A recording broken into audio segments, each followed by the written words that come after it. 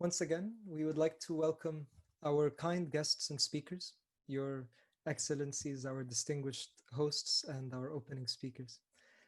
It's an honor for me to welcome you all to the 70th edition of the Cairo Climate Talks. Today's panel discussion is on an important theme that comes at a critical time in our history. As the international community tries to recover from a global pandemic, it also braces itself for monumental challenges facing people and nature in the 21st century. A recurring theme for today will be the word up. In 2020, innovation, technological advancements, and renewable energies are going up. Global temperatures and sea levels are also going up. International awareness and demands for sustainability and for social justice are going up. Losing nature and its contributions to people, losing traditional knowledge and indigenous cultures, all of these losses are also going up. There's so much hope for a better future and also so much fear that we have to live with today and every day until this tomorrow comes.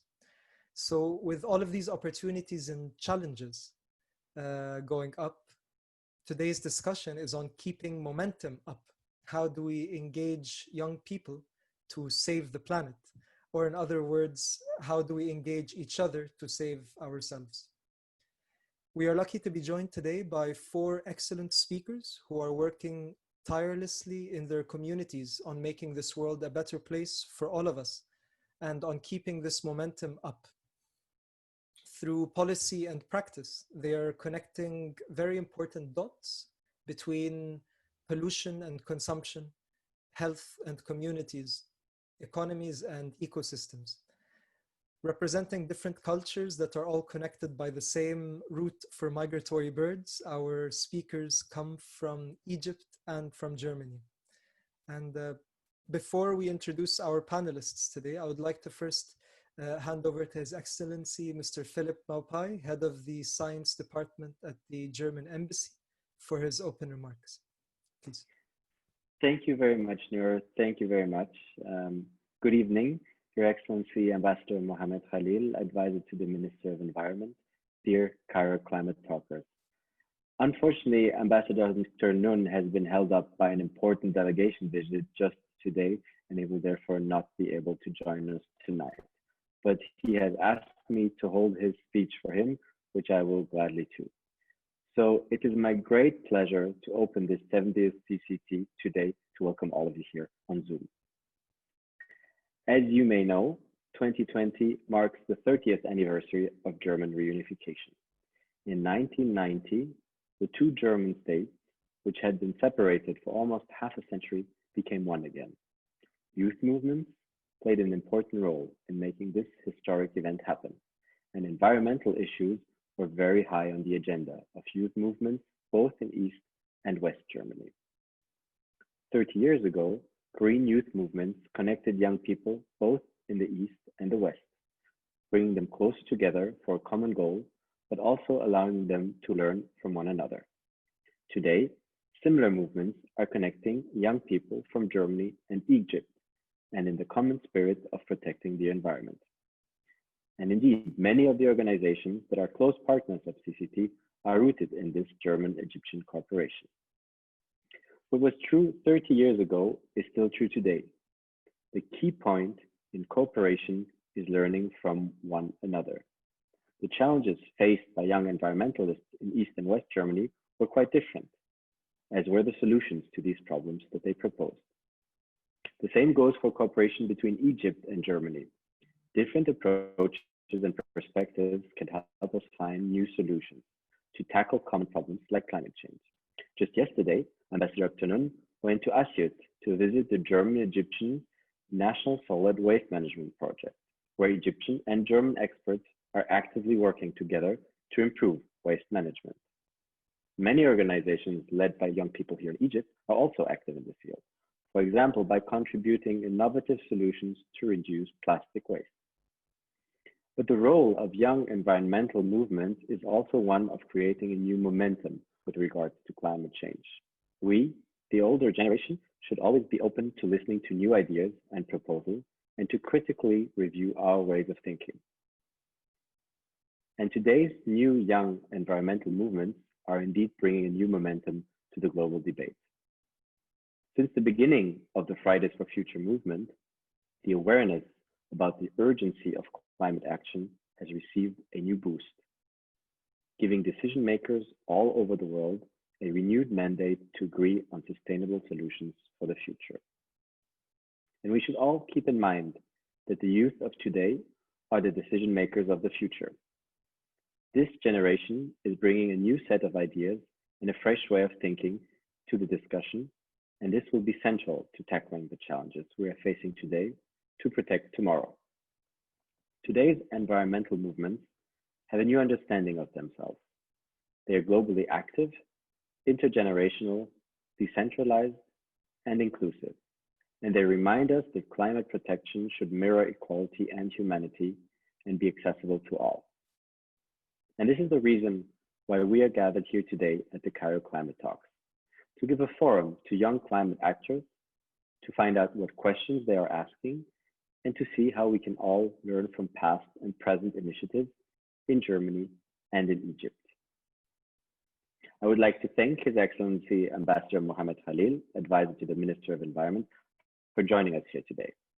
And indeed, the Ministry of Environment, headed by Her Excellency Dr. Yasmin Fuad, have not only continuously shown their strong support for CCT for many years, but they are also constantly finding new ways to promote the work of young people who work hard to protect the environment.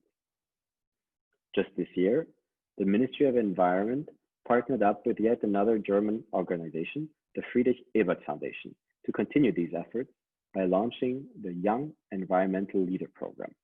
This program has been training and supporting around 50 young environmental leaders from all over Egypt, on and offline, since the beginning of the year. And I think this is an excellent initiative. So our united Germany has come a long way in the last 30 years, and so has environmental protection in Germany and Egypt.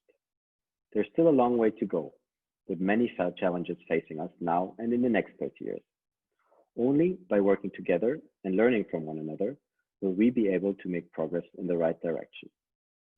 With this, I would like to thank again all of our partners, and especially the Ministry of Environment, for their continuous support, as well as our panelists, our moderator, and the entire CCT team for making this event possible.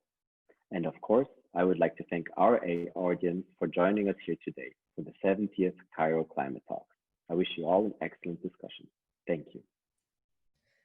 Thank you very much, Mr. Felipe. I'd like to now hand over to His Excellency Ambassador Mohamed Khalil, representing the Egyptian Ministry of Environment. Your Excellency.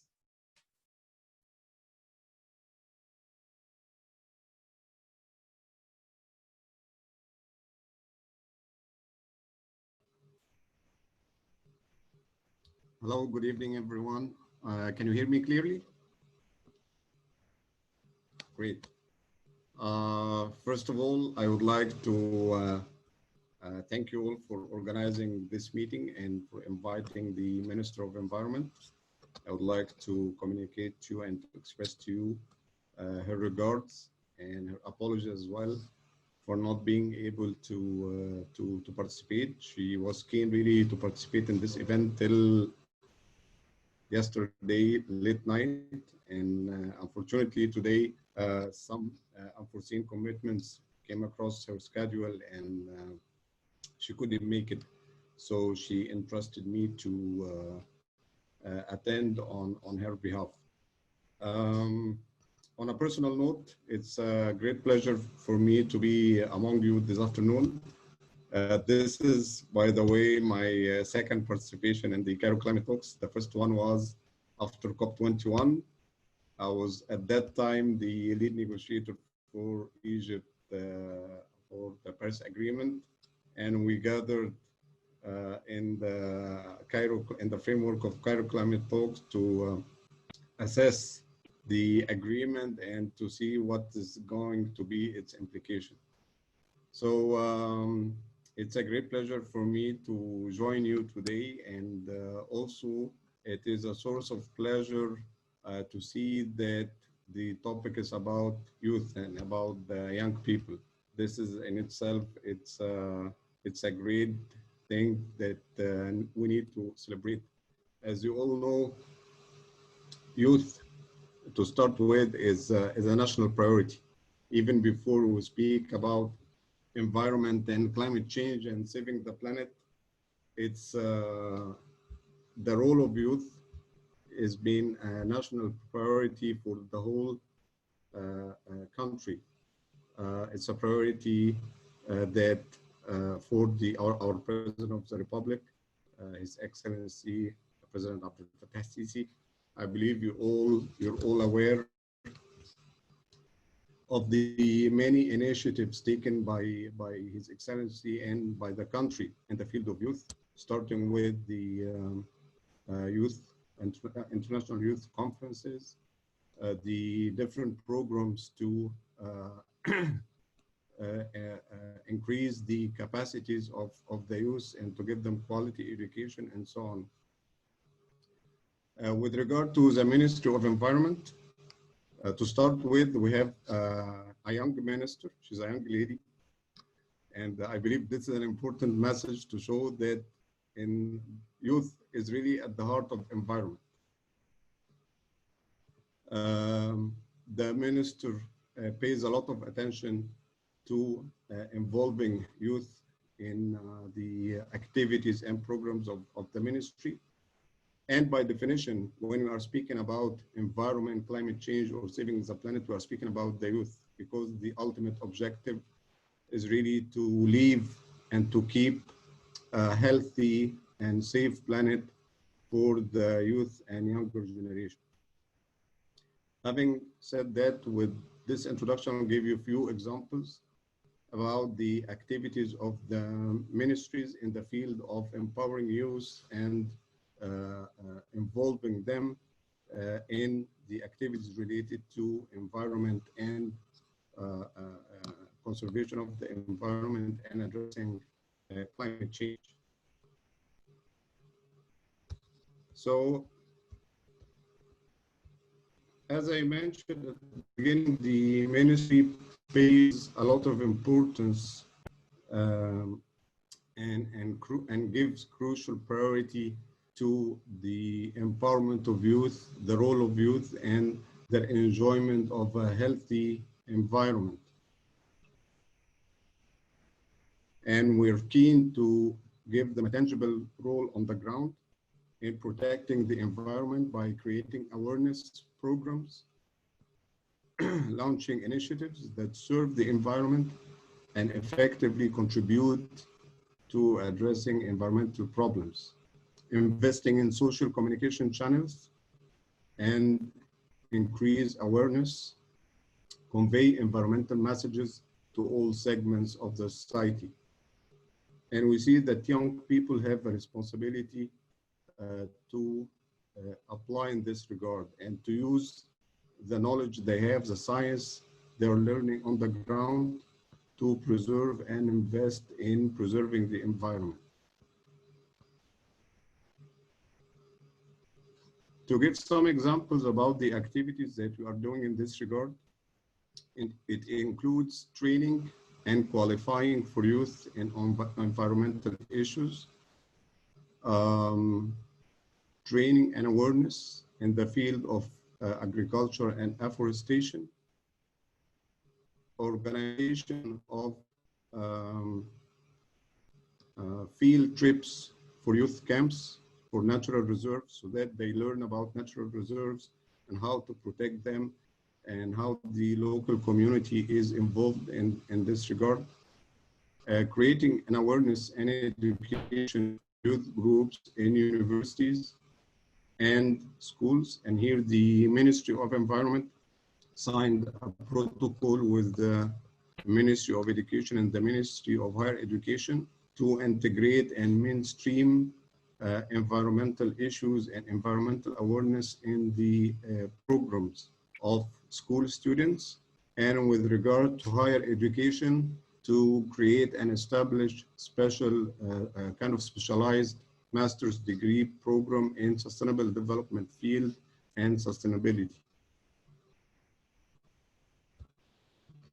The other examples for the activities is to involve the youth in the activities for sewage and consumption of underwater and the preservation of marine environment. To give a concrete example in this regard, the ministry has been cooperating with HEPCA. I believe many of you are familiar with it. It's the famous NGO that is involved in the protection of the environment of the Red Sea. And the ministry really cooperates with them in the activities like cleaning the underwater and collecting debris and plastic and so on. Also, the ministry supports youth initiatives and create areas for young people to innovate, create, and invest. There are also training programs and qualification, as Mr. Philip Mupai has referred to.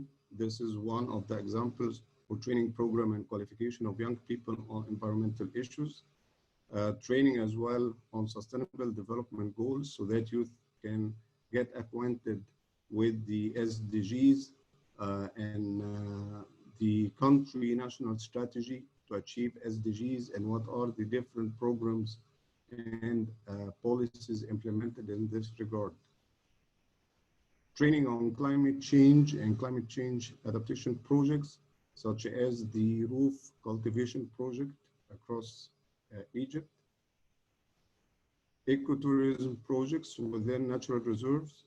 We involve the youth as well in the campaign of Eco Egypt, which is about ecotourism project to preserve the natural reserves and to develop them and to make sure that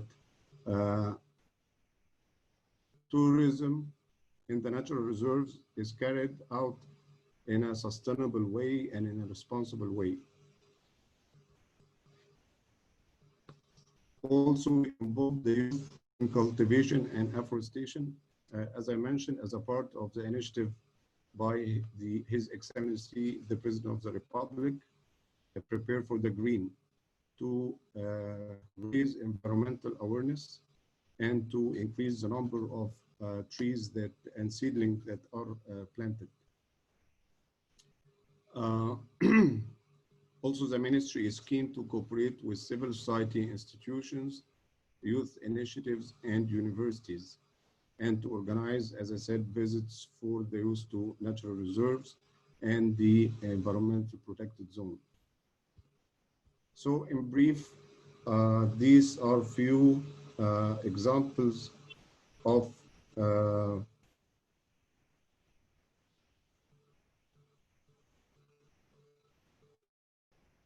what the ministry is doing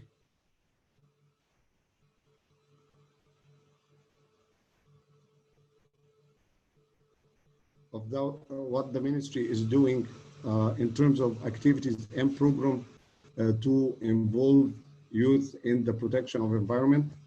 As I said, the crucial point and the underlying issue is that it comes from the conviction that the work and the effort of the ministry at the end of the day is going to be for the youth and the children. What we are doing is really going to pay back for the future generation. And we have a strong and solid conviction in this regard. And this is why, as I said, the role of youth is crucial for us. Thank you. Thank you very much, Your Excellency, Ambassador Khalil. And thank you both actually for your opening words and your hopeful and encouraging remarks. It will hopefully set a good tone for us going ahead. We will now introduce our distinguished panelists, Manar Ramadan, Marlene Jahn, Shady Khalil, and Johannes Herrmann. Manar Ramadan is co-founder of Banlastic Egypt, heading its facilitators team, Banlastic Egypt is a social enterprise that aims to ban plastics in Egypt since 2018. Based in Alexandria, Banlastic achieves its mission through different approaches. It develops and offers alternative products to single-use plastics. And with Manar's leadership, Banlastic engages with the community through educational and interactive workshops on the hazards of single-use plastic. This social enterprise also addresses the cultural challenges facing environmental issues in Egypt by developing Arabic content on the issues that are relevant to waste. Now introducing Marlene Jahn, who is the spokesperson for Green Youth Berlin, an independent political youth organization that works in coordination with the German Green Party. Marlene first joined Green Youth Berlin in 2018, participating in the Fridays for Future movement for the first time. Then she co-founded her district branch of the organization before becoming the organization's regional spokesperson. Since 2018, Marlene has built significant experience in both political campaigning and street movements. She has taken an active role in the Fridays for Future movement, a global climate strike movement calling for climate justice through meaningful policies and actions to address climate breakdown. She has also engaged extensively with the European Parliament elections, campaigning with Green Youth. More recently, Marlene helped found the Anti-Coal Kids, an alliance that bridges legal protests and civil disobedience, calling for social, economic, and environmental justice. Welcome, Marlene. We'd also like to introduce Shady Khalil, who co-founded Greenish, which is a social enterprise focused on educating communities about the environment and empowering them to develop solutions for their most pressing environmental challenges. Greenish has also co-founded Very Nile, which is the first project focused on cleaning the River Nile from plastics by community volunteers, then transforming this plastic into products. And in less than 1 year, Very Nile has incubated thousands of volunteers and removed 40 tons of plastic from the Nile. And I know from personal experience that Shady is leading some excellent work in Cairo and around Egypt as a whole. And finally, I'd like to introduce Johannes Herrmann, who is a master's candidate in industrial engineering and management at the Cairo Institute of Technology, or KIT, specializing in energy economics and technology with parallel studies in sustainable development. Johannes is actively involved in several initiatives around sustainability and engaging with politicians and local governments, scientists, the general public, as well as other students and activists. He is a member of Fridays for Future movement in his city, supporting its work on the regional and federal levels as well. And he's also a member of the Students for Future group, organizing outreach activities on climate change and the transition to sustainable energy. He is also a member at his university group called Kine EV, where he leads the Solar Campus project, which aims to promote the use of solar energy on his university's rooftops. But finally, he is a member of the student parliament at KIT, representing the Green Alternative List. I would like to once again welcome all of our speakers today. And before we begin with our questions, I'd just like to remind all of our guests that if anyone would like to submit any questions, please feel free to use the Q&A box at the bottom of the screen. So instead of the chat, please use the Q&A option for submitting your questions. And the Cairo Climate Talks team will collect these questions. They will send them over to me, and they will be directed to the speakers towards the end of the session for the questions and answers part of the evening. Again, thank you, everyone. And I guess we'll start by directing this question at all of our speakers. How and why did you first become active in your work?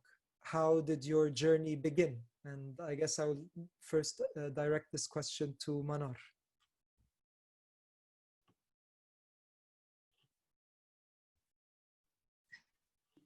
Hello, everyone. Thanks, Noor, for the introduction. So basically, we started in 2018, as you mentioned, by the objective of banning single-use plastic. And back then, like 1 year before this, I was studying in India, and I was inspired by their model, a developing country that banned single-use plastic, and the enforcement of the banning laws was had reached the street markets also, like not only hypermarkets or big businesses. So I came back to Egypt. I tried to figure out if there are any NGOs specialized only in that part, aiming to ban single-use plastic, and unfortunately I did not find a lot. I actually didn't find any. And even the environmental projects, whether startups or NGOs, were not also so much back then in 2009 and 18. So this is how we started Banlastic, and we started that in Alexandria, being one of the biggest cities on the Mediterranean in Egypt. We decided to start our project there. And then I gathered with Ahmed Yassin, the other co-founder, and Abdel Qadir Khaligi, and we started with giving awareness workshops. But after doing that, we realized that it will not work out without offering alternatives.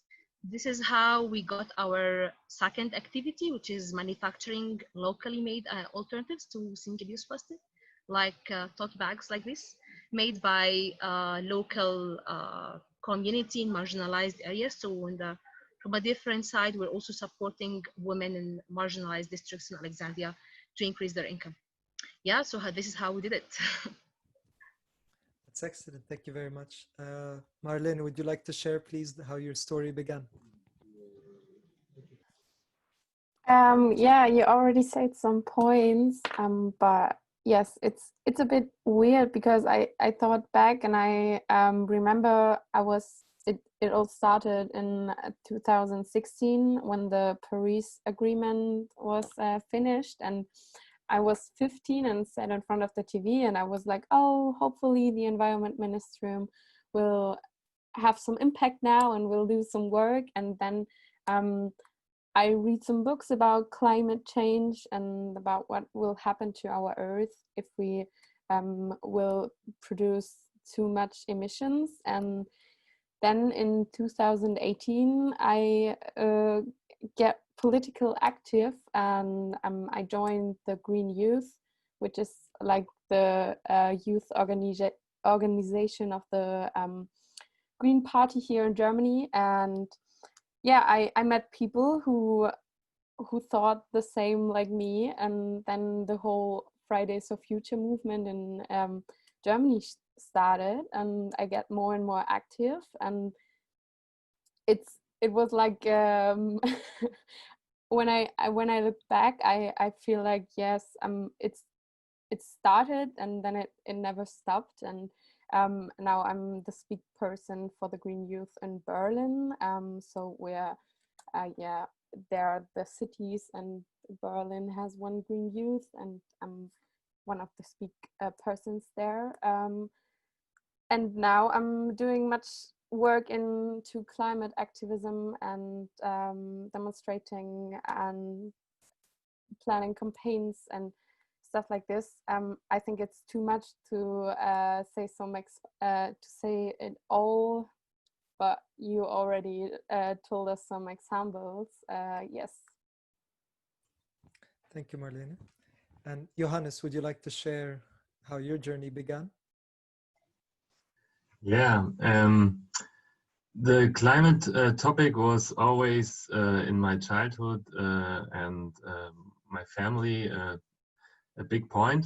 So I'm obviously also concerned about social inequality problems, but I choose the climate crisis as the topic that I want to change or I want to help changing it, because I think the social and inequality problems are getting much worse if the climate crisis continues like it's doing it right now. So this was the reason why I chose the climate topic. And I first got active in 2015 when I was 1 year at the KIT studying, and I went into a group.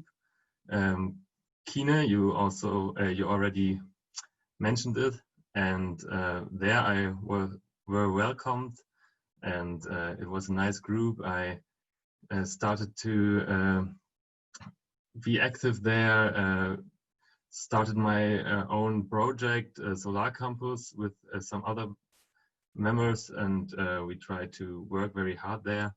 And then the Fridays for Future movement came 2 years later, or 3 years later, and I jumped on this train and tried to be very loud on the streets, organize demonstrations, and show the adults that we have much more to do to prevent this climate crisis. And yeah, that's how the journey began. Thank you, Johannes. And Shady, would you like to please share with us how your journey began? My journey began in 2016 with Medhat Ben Zuhair when we wanted to start working with communities on the environmental challenges. We were able to spot so many environmental challenges in Egypt that was affecting communities specifically, and we wanted to work to raise awareness. And in this process, we started educating ourselves as well about the environment, and we didn't find any Arabic resources, so all the resources are in English, and we understood that this is an area of gap. We needed to create Arabic content if we want to raise environmental awareness in Egypt. So we identified this as a gap, and we started working with communities. At the start, we were volunteering to do tours and workshops around Egypt, trying to translate the English content into Arabic one, and trying to make the content more interactive and more community relevant. And later on in 2017, we started Greenish, and we've been working on educational content in Arabic since then, and we've been creating volunteering experiences and environmental action in different areas around Egypt. That's excellent. Thank you, Shady, for sharing. And going back briefly to Mr. Maupai's opening speech, where he mentions that 30 years ago, the Germany is celebrating 30 years from its reunification. And it seems that reunification and rebuilding are two important themes that we are all working on directly and indirectly. So I guess we'll start off with a question for Marlene and Johannes. What role do you feel young people play today in reunifying and rebuilding our world to, as they say, save the planet? Johannes, would you like to start? I think the youth plays a big role to reunify our world, and we need to accomplish this big issue because we need all the world, we need everybody to be to fight for a good future, for less emissions, to also be aware of their own consumption and the impact of the consumption, but it won't be a simple task. The day when the wall fell down, I think it was a very euphoric day. The people there were very optimistic about the future, and I think it's important for us to show that the future right now, the climate neutral future, is also a very optimistic view, and we want to achieve this. It has many positive effects on a healthier future and on less plastic, for example, in the environment and other points. And I think we should try to reunify all the people on the world in this topic, because it affects us all. Thank you, Johannes. Marlene, would you like to add anything to that? Well, I think most of this was Johannes already said is right, but I think the important role of the young generation is that we are the generation which grew up in a democracy system, and we didn't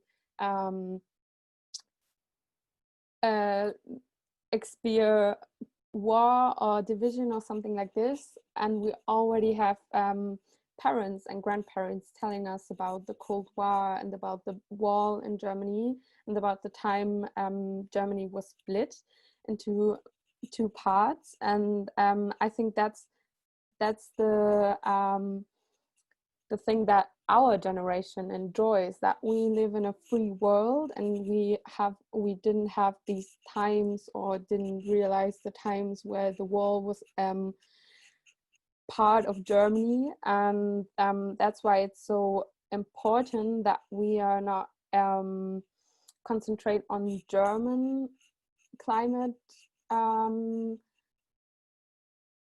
change, because climate change is a global topic, and we have to solve it as a global country or as a global planet, and not as a country. So I think that's the important thing in reunification. And also climate activism is about anti-fascism work, because we are like, in Germany, we're getting, the right-wing parties are getting stronger, and there are parties that are saying, no, there is no climate change and it's not a big problem, it's the normal change and we don't have a crisis. So that's the role of our young people in my generation, that we have to use the privilege to get in a world, a democracy, and where we can go on the streets and where we can vote and where we can say, well, you have to act now. And I think that's we have to think about it even 30 years after the reunification, that it's always about in Germany we have this pun said während den Anfängen, which means like resist the beginnings. And I think that's maybe an important thing right now, especially when we look at the climate crisis and the corona crisis and everything which is happening right now. That brings us well into our next question. And actually, Marlene, you mentioned the importance of the global approach, and what 2020 what this year has shown us is that it's brought to the spotlight many of our local and global challenges, from the economy to public health, from jobs to social justice and human connection. My next question is, why is addressing the global environmental crisis a priority right now? And what needs to be done in your opinions? I guess I would like to direct this question at Shady and at Manar. I think it's very, very important when we see the environmental crisis at this point. We need to look to it in a global way. The contribution of the global south in general is not equivalent and is not in comparison with the global north, and we need to differentiate between this, because most of the speech is directed in the same way toward the global north as it's directed towards the global north. I think people from the global south do not need to feel guilty. We don't need to feel guilty. We need to start raising awareness. We need to act a little bit more. And also the global north need to take the responsibility of what's going on and need to create concrete action in relation to the emission and in relation to what's happening right now. I think this is why it's very important to look into this way. And it's important also to look into companies and industries that come from the global north and operate in the global south and destroy the environment to a great extent without being held accountable by the countries. It's very important to look into those regulations and how certain countries that are not supporting the environment or not taking this as a priority need to be held also accountable in international forums and in international settings in a way. And we can also need to reunify. Going back to your question, especially in Egypt and also in the global south, social issue, economical issue, and political issue to the environment. We all in civil society and also all the governmental action, everyone work as if we are in isolated islands. We need to connect. Environment is everything. Environment is economics. It's also public health and also social and political rights. We need to bring this perspective and build those bridges because we need it right now. We can't act as if environment is a separate sector. Thank you, Shady. And Manar, I'll ask you the same question. Why is addressing the local and global environmental crisis a priority right now? And what do you feel needs to be done straight away? Okay, I feel simply the easiest example of what happened through the COVID-19. It all came out because of the environmental violations and taking animals out of their original habitat.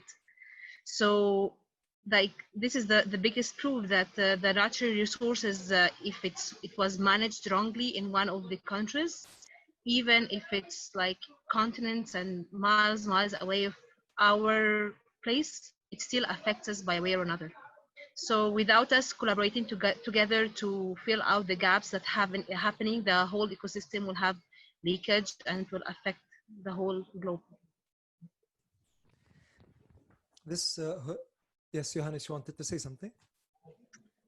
Yeah, I wanted to agree to the points that Shady said at the beginning, because you're totally right. The global north and has much more guilt with all the historic emissions, and also our wealth is it's based on I don't know the word, but it's based on unhuman economic behavior where people in the global south or in undeveloped regions are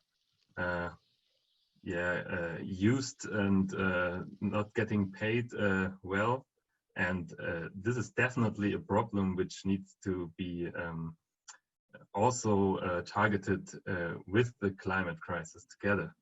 So there I wanted to agree to your point, and that the global north, like also Germany, have to pay much more to reduce the emissions in the global north, but also to help, for example, the economy of states of the global south to have a sustainable development with, for example, renewable energy, which has no emissions itself, because we can't build new fossil power plants in the south to have their development, because they would operate 20-30 years and we don't have the time. And so there I wanted to agree to your point. And it's actually, this brings us well to our next question, because the one common theme in what you've all said is the importance of so many different factors being taken into consideration, so many different problems, rather than separating environment from people. But I want to take your opinions on this, and this is to Marlene, but also if anyone else would like to reflect on this. The climate crisis is only about carbon dioxide emissions. Once we reduce emissions, we solve the problem. Is this statement true? And what other social and environmental issues should young people consider when addressing the environmental crisis? I think the statement is not true, because we already have climate change, and climate change will happen even if we start producing emissions right now. And we can decide if it will be a change or if it will be a crisis. And if, nowadays it looks like we will have a crisis and not just a simple change, and it's getting a bit warmer. And I think that's the important thing you have to say about climate change, because it's not just emissions, it's all about our lifestyle and what the politics does in climate crisis, and to get the climate crisis solved. And for my generation, we have to say it's always like it's our future, and you have to decide to our future, but that's kind of true. So the people nowadays, they won't be alive when the whole climate crisis will happen, and I will be the one who will be 30 years, and then it will getting warmer and warmer, and there are people coming to Europe and saying, hi, you destroyed our home, can we live here now? And that's okay for me, but I don't want to have people lost their home just because my government is acting stupid and they're not solving the crisis and getting the problems right now done. So I think that's the important way on the young generation and the climate movement of young people, because we have to say, look at us, we are the one who solve your problems in 20 years, and we are the one who should explain why you're not acting.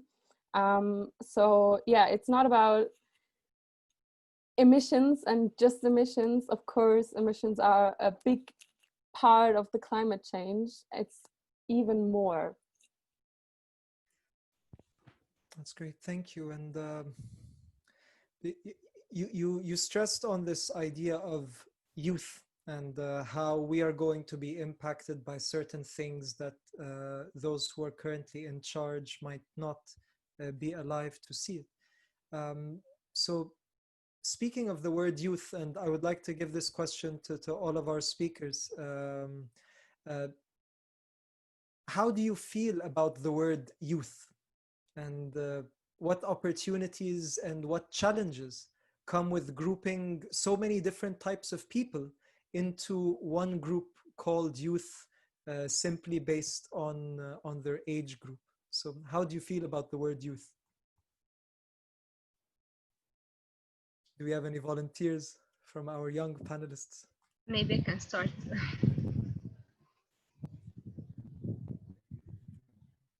Okay. So basically, we see that for anything to change, youth are the ones who should lead it, because they're the ones who can actively participate, and because people in our age, maybe if we can say that youth are from age of 16 till 40, for example, this is the age in which a person is mostly active and able to figure out what's happening around the world and how can we bring it locally. And in the same time, we have energy to move and knowledge to share, and it grows by time. So maybe I would like to share, for example, Banlastic experience, and that's why we target youth in our events, and we figure out how can we give them the knowledge and to build their capacities to take the work forward. And it works like a dominoes effect. So if we're working with a small youth group, and this group is mostly dynamic, we can multiply the impact of what we can do. Working from our office will not get an impact, but working with people in the ground, and mostly youth, makes our work more dynamic, and it multiplies the impact. And I'm sure the rest of the panelists, like I think most of you also worked on ground with those people, and you may have similar reflections. So Manar highlighted some of the excellent opportunities that come, I guess, from this word youth or from working with young people. I'm wondering if any of our panelists have ever experienced any challenges with the word youth or with the concept of youth. Yes, I can actually contribute to this. I completely agree with Manar's perspective, of course, and I understand the benefit to working with young people and youth. In that definition, we are also focusing with working with young people, but the problem was engaging youth. Like at a certain point when I hear this word, sometimes I get scared because I'm always questioning, is it a true representation? Am I only here to be present and listen? Or my opinion is really going to be considered in that sense? So I think there are a lot of events that engage youth in that sense, but also the dynamics. Are we part of the process making? Are we part of the decision making? When are we being involved? And this is a question. How my opinions going to be taken into account? So I think it's not like the word engaging youth or involving youth alone is not enough. We need more ways of how this is going to happen, how this is being implemented. So at certain points, I'm not so sure about the wording youth and about engaging youth, not all the time. At certain points, it's really effective. And at certain points, it needs a little bit of development. We need to be part of the decision making a little bit more. And I would also add to this, I think, like what you implied, like grouping youth as a whole entire group, excluding the idea of privilege, location, class, race, religion, and all of this in one wording, I think it's not fair for minorities, for representation, for people who are underprivileged, for people who are coming from diverse social classes, who have different backgrounds, different needs, and also are impacted in different ways. So I think breaking down youth also as humans need to be represented in different way. And we need to make sure that everyone is there and everyone has a voice and their voice are being taken into consideration. Thank you very much, Shady, for being able to summarize a very complex theme in a very concise way. And you mentioned the word privilege, Shady. So I guess this brings us well to our next question, is that over the years, a lot of environmental work and a lot of environmental activism was carried out by the more privileged members of society, usually from the cities. And many people, especially in the global south, still think that environmental issues are a luxury. So are social issues like class, gender, and ethnic background relevant to your personal work and to the global environmental crisis at large? This question is open to all of our panelists, so if anyone would like to jump in. Please, Johannes. I think it is still a privilege to work on the topic climate change, because there's a big part of the world which hasn't this privilege to can think about a topic that is dramatically, but maybe more in a short or longer future. So there are big parts of the world which have to look on their economic situation, that they earn money or other problems, and are not able to work on this very urgent topic. But a big problem of this is that probably these people who also live, for example, in the global south, are probably more affected by climate change in the end.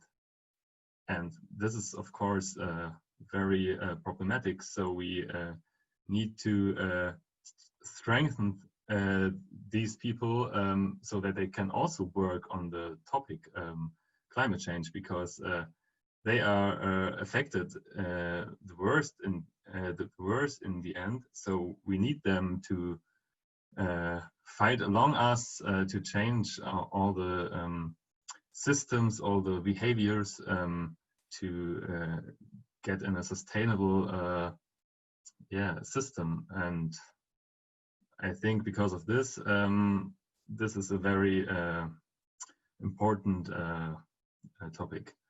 And yeah, I'm a little bit sad that we, for example, the Fridays for Future movement in Germany is not that diverse. So we have minorities within us, and I'm very happy that we have, for example, very powerful women at the front. For example, Luisa Neubauer or Marlene Jahn or Greta Thunberg, or many women in the climate movement which are in the headlines, and that's very good. But in the rest, we should try to get much more diverse. And you bring us to a quite interesting point, which is that of diversity and that of different cultures. So I guess I would like to ask this next question, especially to Manar and Shady, but also open to anyone else who has inputs. That some words like climate change and sustainability are relatively new words that originated in Western contexts. So Manar, what cultural challenges do you face when discussing climate change or sustainability? And how have you addressed some of these challenges in your work? Okay, actually connected to the previous question, this question as well, because I feel they are quite related. I think this pushes us that we have to choose the language of which community we are talking to. So, for example, I think last month we had 2 workshops with two fishermen groups. It was in cooperation with Greenish, and the aim of the workshop was basically to get with what language can we reach this community to address the climate change challenge. And interestingly, we learned a lot about how they totally understand about that challenge, and because they really work with the climate, it affects their how and the money. And I think it has a lot to take the dialogue further while connecting with those communities, and that's just an example. Another thing, getting back to the challenges geographically or talking about the language or the culture, there are so much, unfortunately, there's so much centralization in Egypt. And I think this is a little bit changing through the civil society community and also by the government of focusing on the marginalized communities when addressing the environmental issues.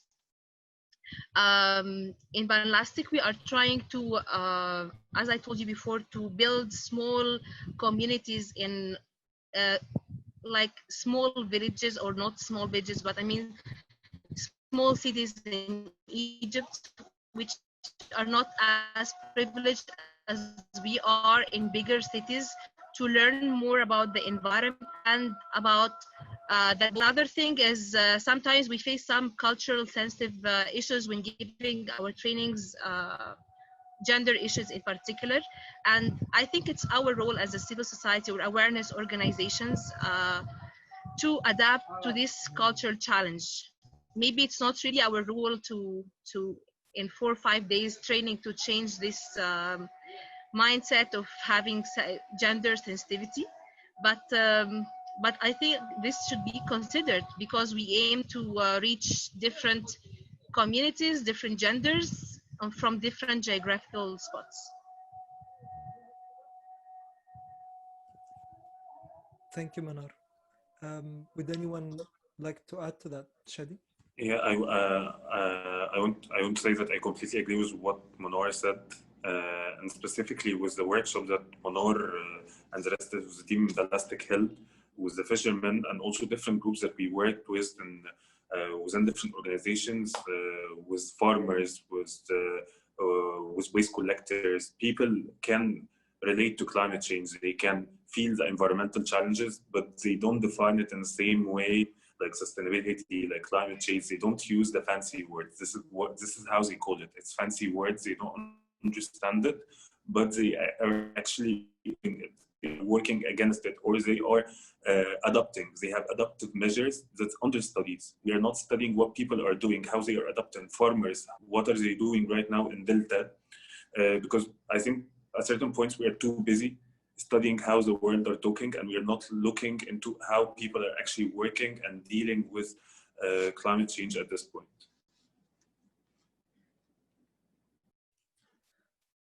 That's great.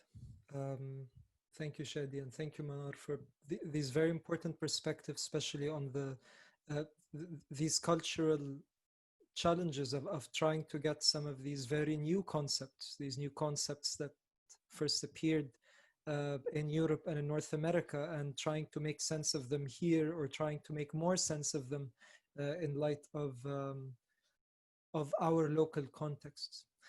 All of the work that you are doing is extremely challenging, and I guess before we go into the Q&A session, and this is a question for all of our panelists.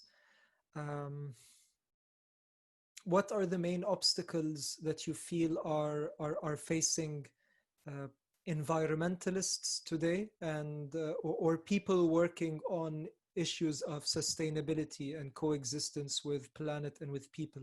What are these main obstacles that you feel that you are facing?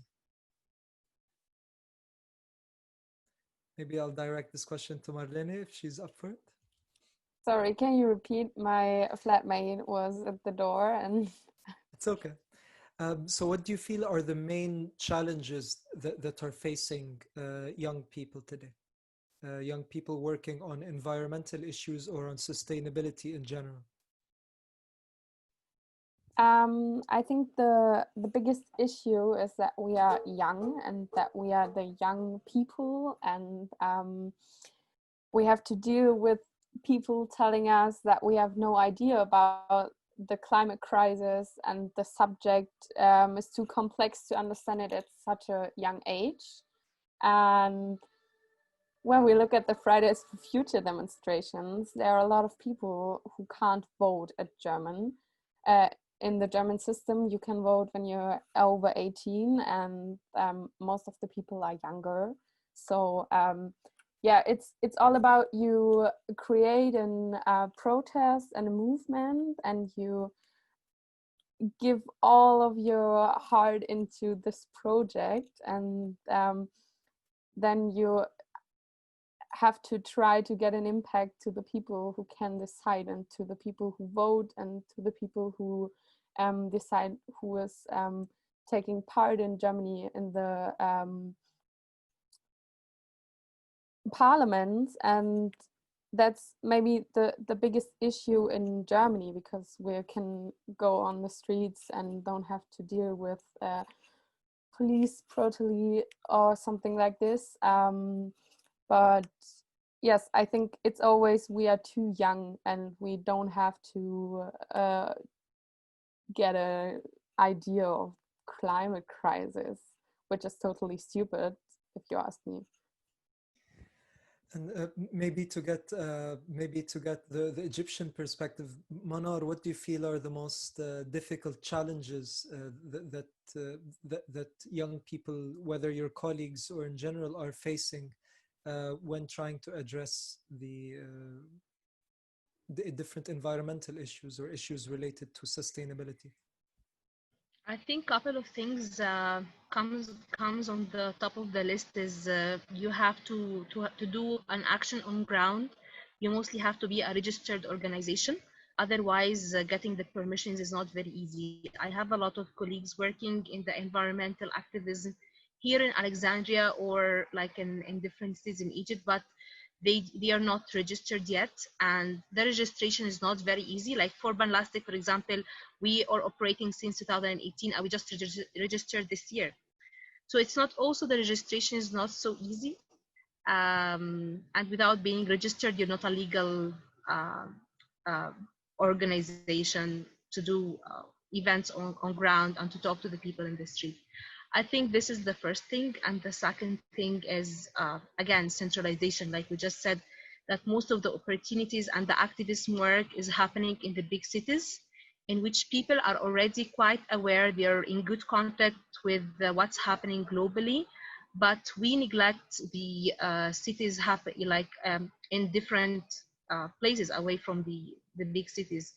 And the environmental challenges are directly affecting them, affecting their fishing practices, for example, tourism, different sectors, and this is not never addressed. Thank you, Manar. Johannes, did you want to add something? Yeah, I think Manar told an important thing with her example of the long procedure of the registration. Many projects where we work at are very slowly, and or they are obstacles we need to overcome before, as Manar told us, with the registration before we can act. And this is problematic, and this also sometimes kills the motivation. And yeah, I think there also the perspective of the youth is important, because the youth is sometimes more open-minded and not that strict in their system, and everything needs to be regulated few. And I mean, regulation is important, but right now it's important that we get further in the climate, in the fight against the climate crisis, and there we need to act very, very fast. And yeah, that's an obstacle. And another obstacle is for me that there are so many issues in this big topic that it's hard to focus in one. And for me, it's always, I see this urgent topic and this, and I try to be there, active in there. And I see this also on other German activists, that they are on very many very urgent and fast developing discussions and topics. And this is also very exhausting. And if you fight against the climate crisis, you also feel responsible, and you say, I want to change the world, I want to save the world, or whatever. And if you then see it's so hard, so many fights, it's exhausting. So this is also an obstacle. It does sound very, very exhausting. And the last question that I'll put out to all of you, but at the end of the session, is going to be, how do you stay motivated to keep going, and how do you motivate others to keep going? But before we get to this question, we'll take some questions that have been kindly put together by the CCT, by the Cairo Climate Talks team, from the questions and comments that we received from some of our guests today. On this exhaustion of working with lots of different people, there's a question that's been directed specifically for our Egyptian participants or panelists. Who are the youth that you work with, and do you look for them, or how exactly do you pick them? Is there a certain criteria? Do they contact you, or how do they find you?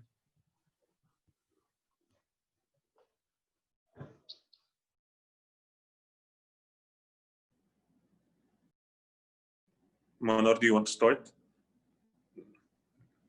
Okay.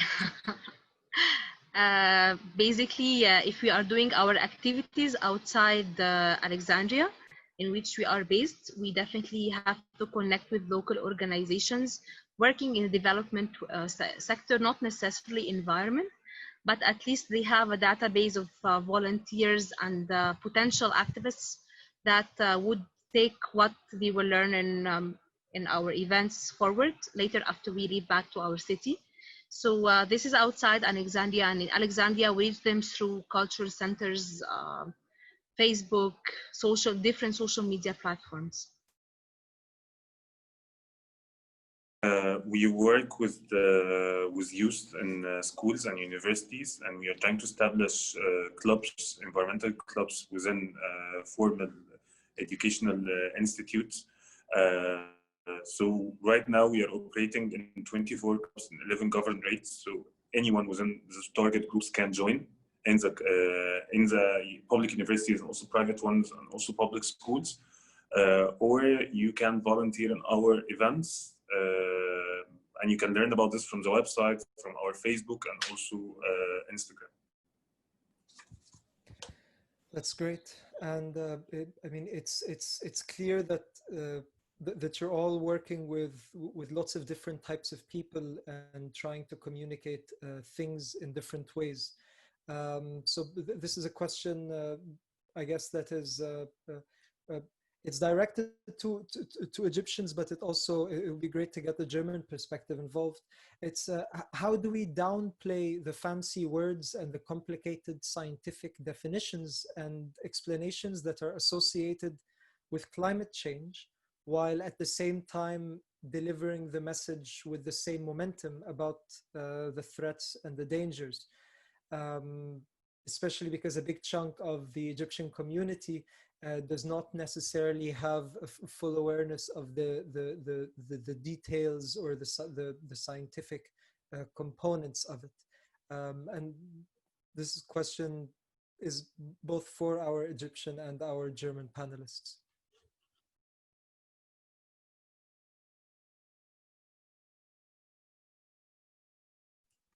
Please, Johannes. Yeah, I think it's a right question how we can do this, because yeah, it's also an obstacle that it's such a scientific topic with so many very complex things that are somehow together, and if you change one, you change another thing, and this is a big problem. And but I think there are good. There are also young people, for example, trying to make it more understandable. For example, I saw some weeks ago a few books with maybe 50 pages, which tried to explain the climate crisis from beginning to end with only very few text on the pages and many graphics and many pictures. And yeah, this is, for example, a good way to show how it will work, and we need to break down the complex science behind it to small and understandable messages. Like, for example, some of our the things we are shouting on the street, they are only a short sentence, but they are showing what is the threat and what is the problem. Yeah. Thank you, Johannes. And Shady, I'm wondering if you also have a perspective on how to best communicate. What we do and what we think we should do more and more as environmental activists, working with communities, working with different communities that we don't know their experience, how they are living and how they are being impacted, is to listen. And this should be the entry point. We need to ask questions and we need to listen before we start speaking to the people and preaching them in our way. We need to start asking them, what do you care about? What are your challenges? And we start building connections when we speak about climate change and when we speak about what's going to happen to the future with what they are interested in. If we're speaking to fishermen, we need to listen more and more, like what Manar explained, and understand and try to adjust the message accordingly. And also get the chance to learn and be affected by the communities, because this is really a collective process. It's not only us going to them and trying to tell them what to do, but we need to be open enough to learn and to form the messaging together, and also form the solution and how we are going to act, how we're going to adopt, how we're going to make change together. That's an excellent point. And Manar, you'd like to add something? Yeah, I would like to, like just in brief, through using active learning, exchanging knowledge with them, or engagement, peer learning, because normally if I'm giving a lecture, like then the amount of knowledge transmitted to the youth is not as much as when they learn from each others. And among the series of workshops we do, we as a team, we already learn a lot from the local communities we do. And also by connecting to them using examples from an OR context, and using the traditional knowledge from the youth that they already have, especially in the remote locations in Egypt. This makes them really touch what we are talking about in close to them. No, we're not then talking about very technical climate change topics, but when you connect with the person with an example that they really touch, the knowledge reaches them directly without any barriers. That's great, and it seems that from all of your work, you do a lot of work with fellow young people, but you also do a lot of work with people who do not necessarily think of themselves as young. So we have another excellent question here is, how can we make sure that we can target a wider base and try to make sure that people who are older and might not have the same energy or drive, how they can also still learn about climate change or about sustainability issues and the environment in general?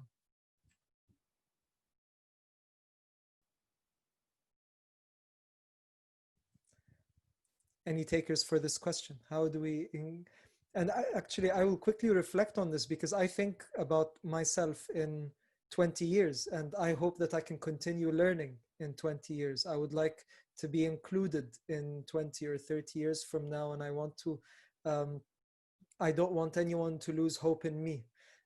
So I'm curious how all of you in your work think about integrating people who do not call themselves young. Johannes, you wanted, okay, Shady and then Johannes.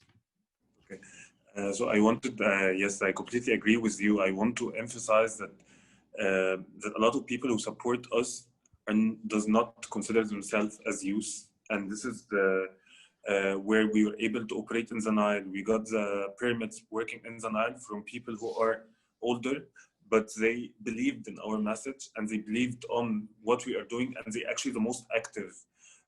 In that sense, we have heads of companies like Nile Taxi who come and clean the Nile with us and stop all their operations while we are doing our cleanups in order to support. So we have a lot of people who are willing to contribute, but also I think it's also about the messaging and how we incubate them.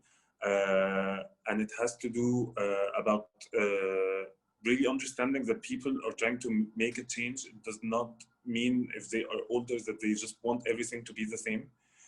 Maybe they don't want to be radical about it. It's completely fine. It's completely fine to have both opinions on board. They can join, and we can still be able to incubate people who does not maybe agree in the completely radical way. So as well, we need to understand when we need to be able to incubate people who are different than us, even in age, visions, and also backgrounds. Thank you, Shady. Johannes? Yeah, I think first of all, we have to give them a motivation, and climate change is happening right now. So it's not only a topic for the youth, which will definitely have to deal with it the longest time, but also the middle-aged adults, maybe until up to 50, 60 years old, they will feel the consequences too. And we feel the consequences right now. If you look at California, which is burning, it's not northern region where wealthy people live. They have to flee before from the flames, and then we also need these old or also middle-aged people, because they are also consuming. They are having contracts with electricity companies that have coal power plants. We need them to change too, and yeah, this is an obstacle to get them. But maybe when we highlight the threats for them, but also for their children, and also show them the possibilities of the sustainable future, also for them, which they can benefit from, then maybe we can get them. And this is essential that we get them. So yeah, and I wanted to add to the conversation before that it's not necessary that all of us know every scientific fact of the climate crisis, because we can rely on the science, because there is a common understanding of human-made climate change and also of the consequences. So we can focus on the points like what will happen in specific regions, and what do we have to do now, and this is much more simple than all the science behind the climate crisis. Thank you for sharing that perspective, and thinking of people who don't think of themselves as being young. This next question is on a slightly larger political scale, so I guess I'll direct it at Marlene. What, or to what extent is there a possibility of facing climate change in light of the withdrawal of superpowers from the climate agreement? So basically, is there hope for something to actually happen if the most influential countries in the world are not on board with the international commitments? I think there is hope, because I won't say there is no hope, because then all the activism I don't have to start. And yes, climate change or climate crisis is a global problem, and we have to solve it global. And what I see at the moment is that we have a global movement, and we have Fridays for Future, for example, which is in nearly every country, and we have in every country students who are striking school or trying to get an impact on the government. And yes, we are looking at the Paris Agreement and seeing that when it was 2016, most countries celebrate the agreement and said, now we can solve climate crisis together. And now we have, for example, Trump or the Russian government, which just totally don't care about Paris and climate crisis and what's happening. And that's why Germany, for example, is so important, and the whole climate movement, because we have a big impact on these countries, and we have a big impact on the world. And we can, if the German government says, okay, we will not work with the US government because they're not dealing climate crisis, then it would be a big impact on the whole global thing. And I think that's why we have to still protest, and we still have to get an impact on our government, even if it seems not that the global or the United Nations will solve the problem together, because there are 7 years left, and normally I say we only have 7 years left, but now I said we have 7 years, and we have these 7 years to stop climate crisis, and we have to use the 7 years to get an impact on all governments, and to try to change political systems and the political work of all the governments right now. Yeah, and that's what we are doing at the Green Youth, because we're trying to get an impact on the parties in Germany, but it's a whole movement. This sounds absolutely exhausting and a very monumental challenge. And because we are running out of time, and one of our panelists, Manar, actually has to be excused. So I guess we can try and wrap this discussion up by going back to our main question, which is how do you stay motivated? How do you stay motivated in light of all of this? And how do you motivate others going ahead? Who would like to start us off? Could I maybe volunteer Shady, because every time I speak with Shady, I end up feeling very motivated, even if he was not intending for this. Thank you so much, Noor. It's the same. What we do is that we keep in the office a list of small successes of every day, of the things that we do, of the things that happen, of things that we see other partners doing. And this is very, very nice when you look towards the end of the week and you find all of the successes and all of these milestones. It's not only yours, but also belong to the movement, of the global movement, of everyone else. So I think this part is important. It affects me personally, it affects everyone in the office in a positive way. And it also, I think that the idea of celebration, the things that we have done, celebrating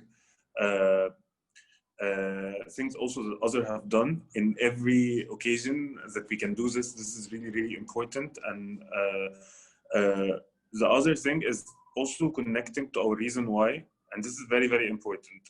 I get to have really, really bad days at work, in the environment, with the news, with everything. So keeping down something written about why, like your first question, why we start all of this. This is really, really important to remain connected. And in the middle of all the chaos, in the middle of all the conflicts and negative emotions, you get disconnected from this. So the moment you bring yourself to, this is my reason why, this is my journey, this is the successes that I have done, and this is what happened to the movement and to everything that we are doing, you feel hope, even in the hardest moments. So I think this is my strategy, in a way. And your strategy instantly gave me hope, so I'm grateful for your strategy. And I wonder if Johannes or Marlene would like to share. Yes, I think it's a big topic to get breaks sometimes, because activism is very hard and it can be very powerful. And yeah, I always feel empowered when I come from a strike or from a big action. For example, 3 weeks ago, we blocked coal power stations in Germany. So that's one of the events where I come home and I was like, well, you can change the world and it's in your hands. And sometimes there are examples where you come home and you're like, no, it's totally, there is no chance to give a change. And I think then it's very important to take a break and to get yourself motivated and think about what's happening right now, and to maybe we are just people and all of us make mistakes, and we are not the big part that has to be the change, or we are not the important person in the whole movement. Sometimes it's the other way. You have to think, oh, I'm the person who is important to the movement, and I am the one who gets the movement to a movement, and it's important that everyone is going and joining the movement. And at the other time, on the other hand, it's important that you sometimes take your break and take your whole own space and said, okay, I just have to turn off the media for 2 weeks and chill with some of my friends. For example, my flatmate is going to wants to be elected to the Bundestag next year, to the German parliament. So then I just go to her room, and then I feel empowered, and I'm like, wow, okay, we can change the world together, and it's very nice to have. Yes. That's great. Thank you for sharing, Marlene. Johannes? Yeah, it's difficult, but I think all of us that are working on this topic are optimists. And I would even go further and say we are possibilists. So we are optimistic, but we are also knowing that it won't happen if not we are getting active and create possibilities so that it can happen and we can change the world together. And after a discussion like this with people from different countries that are working on important projects, I always feel motivated because we are not alone. Sometimes the perspective which Marlene said is important, that you also value yourself and say it's important that I am now working here and without me it won't happen. But sometimes we also have to think there are many other people that are fighting alongside me. I'm not alone, and together we can do this. And that's a feeling that I felt when I was with Fridays for Future, for example, in Aachen, where we had a central strike. It was an incredible feeling of just harmony there, and people that are fighting for a common narrative, and this was great. And I also wanted to say we shouldn't get our motivation destroyed by the USA leaving the Paris Agreement, because some states, like for example California,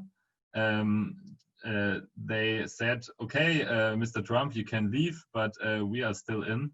So we try to participate and to get our targets and to be part of the Paris Agreement.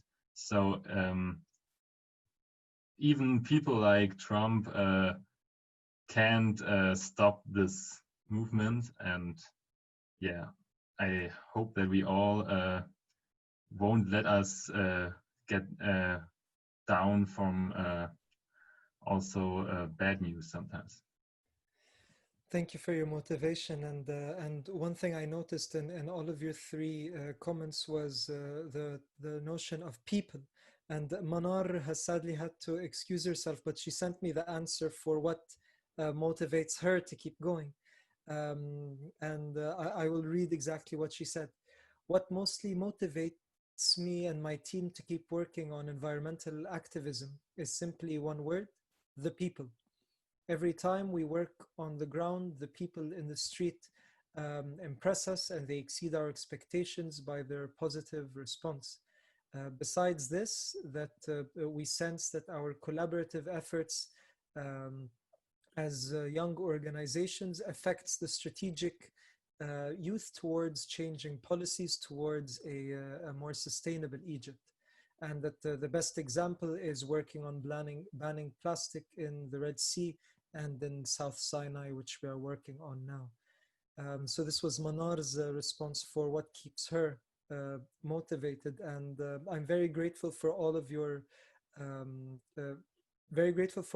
inputs, because it reflects the difficulty of the challenges that all of you are trying to address in your different contexts through your different approaches, but it also it's infectious in the motivation that it brings and the encouragement that it brings for different people to try and help and push forwards and help themselves as well, not just helping something that is outside of them.